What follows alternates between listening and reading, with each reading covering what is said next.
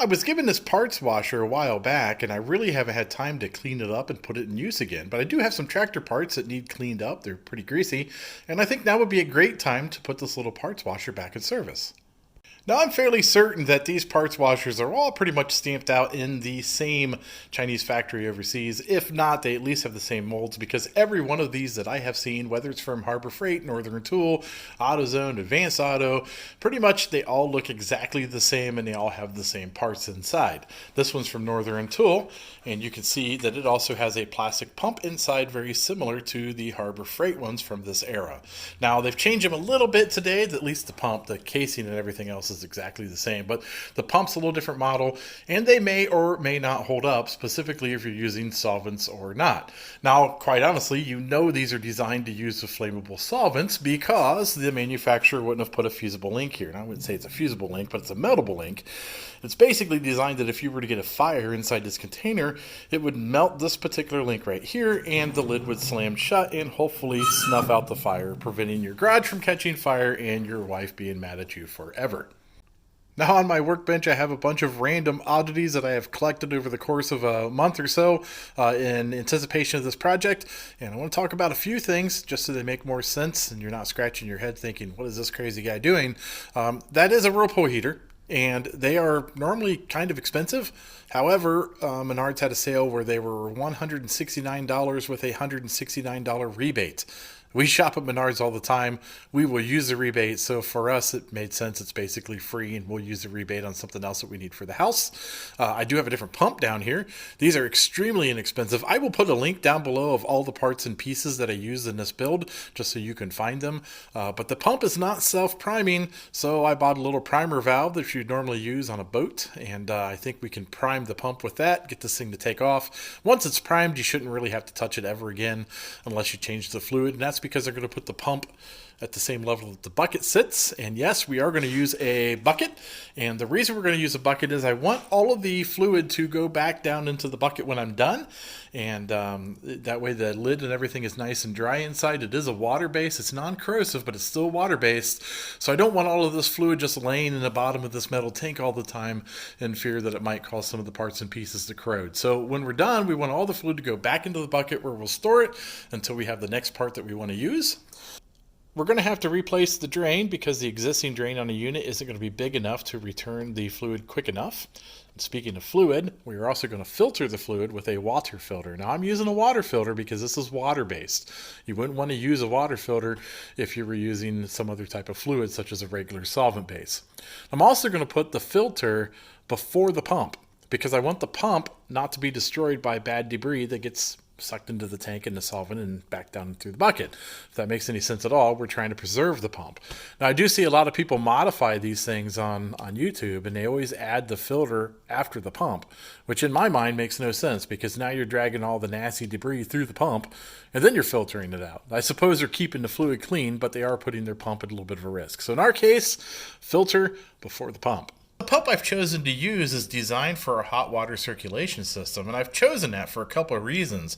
Number one is it's designed to run for long periods of time without burning up, and number two is it's actually designed to move warm to hot liquids, which is exactly what we'll be doing with this pump. Now, when it came to heating options, I had an idea, and I was just going to buy one of those oil magnets that you stick on the bottom of your tractors or your car engine. They just stick on the bottom of the oil pan in the wintertime to heat up the oil, so it makes it easier to start.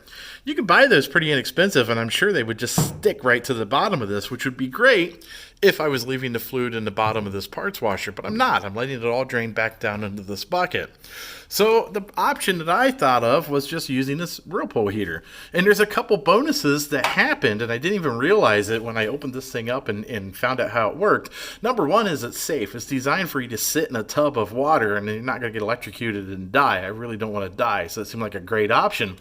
The second thing this thing has is kind of built into it is it will not come on unless it detects water pressure.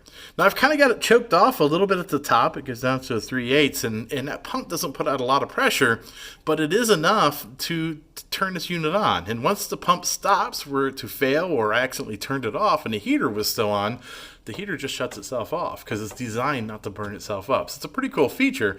It also has a over temp feature, so it's not going to scald you and get too hot because, again, this thing is designed with safety in mind. So it worked out really well. So I didn't want to bore you with, a step-by-step procedure on how I hooked all of this stuff up. I think the people watching my videos are do-it-yourself type people, and pretty much I just want to stimulate some ideas of what you could do to make one of these yourself, or maybe even make something better. But I will kind of give a rough explanation of what's going on. The pump sits back behind this bucket, and it's actually pulling water through the filter. And then the filter is picking up its fluid from inside the bucket. There is the primer ball down here, which I did have to use one time to get this thing started, but I haven't had to use it since. Everything just stays where it needs to be as far as the liquid goes. There's a couple of drains on mine. We'll talk about that in a bit. There's the main drain, and then there's a drain over here in the corner, which worked out in my favor. We'll explain that also. And then the heater is back here. So basically what's happening is the pump is actually pulling water through the filter. That way there's no dirt and debris going through the pump. And then it's pushing fluid up through the heater tube, which works out really well.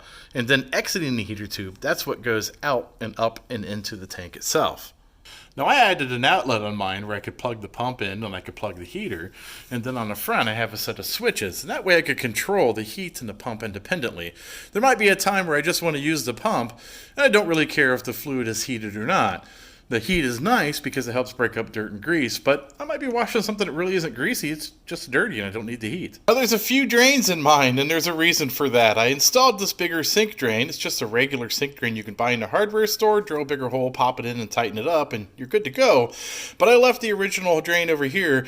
My floor is a little crooked, and the way this thing sits, water actually runs into that corner, so I just left them both hooked up. It worked out great in my favor. The flexible spout that I'm using is just Lockline. I don't know if you guys have ever heard of Lockline.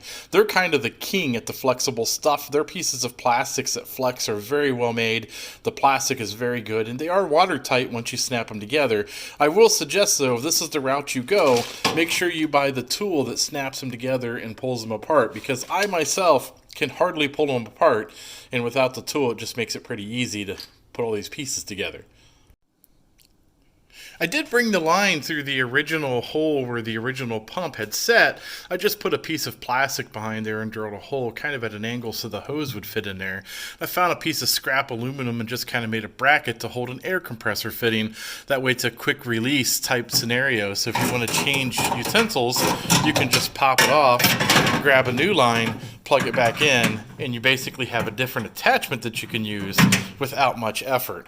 I kind of like that. That way you can switch between different tools and it works pretty well. And the two tools that I use is basically just the spout, and then I have a brush that the liquid flows through, and it makes it easy to scrub off some dirt and grease. So there you have it. There's my take on how a parts washer should be made. If you like these types of videos, please like and subscribe to my videos, and hey, take a look at some of my other videos. You might find something you yourself might want to build.